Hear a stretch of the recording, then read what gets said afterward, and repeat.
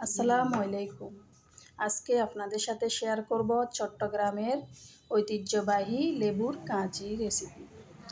এই অস্বস্তিকর গরমে কিছু খেতে ইচ্ছে করে না, এই লেবুর কাঁচি দিয়ে তৃপ্তি করে এক প্লেট ভাত খেতে পারবেন। তাহলে চলুন কিভাবে আমি লেবুর কাঁচি বানাই দেখতে থাকুন। প্রথমে আমি একটা বাটি নিয়ে নিয়েছি। এখন দিয়ে দেব টেলে রাখা শুকনা মরিচ। এখানে আমি 5টা শুকনা মরিচ নিয়ে নিয়েছি। আপনারা আপনাদের জাল অনুযায়ী কম বেশি শুকনা মরিচ নিতে পারেন।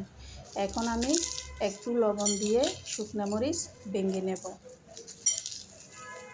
আমার শুকনা মরিচ ভেঙে নেওয়া হয়ে গেছে। এখন আমি এর মধ্যে দিয়ে দেব পেঁয়াজ। এখানে আমি একটা পেঁয়াজ কুচি করে দিয়ে দিচ্ছি।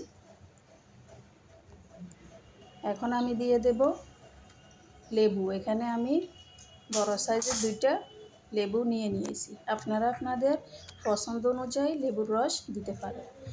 এখন আমি সবগুলো লেবুর রস চিবিয়ে দিয়ে দেব।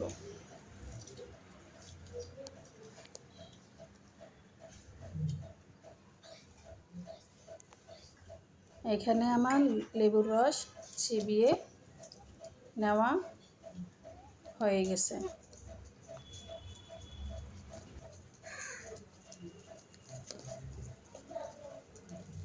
এখন আমি এর মধ্যে দিয়ে দেব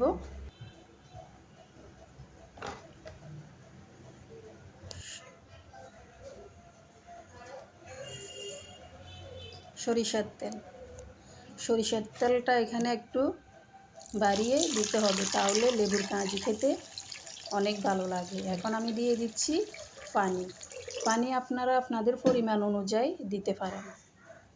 এখানে আমি আধা কেজির থেকে একটু কম পানি দিয়ে দিয়েছি। এখন আমি দিয়ে দেব লবণ প্রথমে আমি মরিচের সাথে দিয়েছি, এখন আমি সামান্য পরিমাণ আবারও একটু লবণ দিয়ে দিয়েছি। এখন আমি সবগুলো একসাথে মিশিয়ে নিচ্ছি।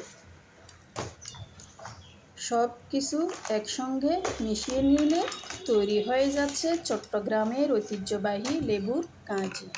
এই গরমে আপনার খাবারের রুচিকে বাড়িয়ে তুলবে দ্বিগুণ। আমার লেবুর কাঁচি আপনাদের কাছে কেমন লাগছে আমাকে কমেন্টে জানাবেন। আর আপনারা যারা আমার চ্যানেলটি সাবস্ক্রাইব করেন নাই, চ্যানেলটি সাবস্ক্রাইব করে দেবেন। আপনারা বাসায় একবার হলেও এই লেবুর কাঁচি ট্রাই করবেন। আপনারা সবাই ভালো থাকবেন, সুস্থ থাকবেন। আল্লাহ হাফেজ।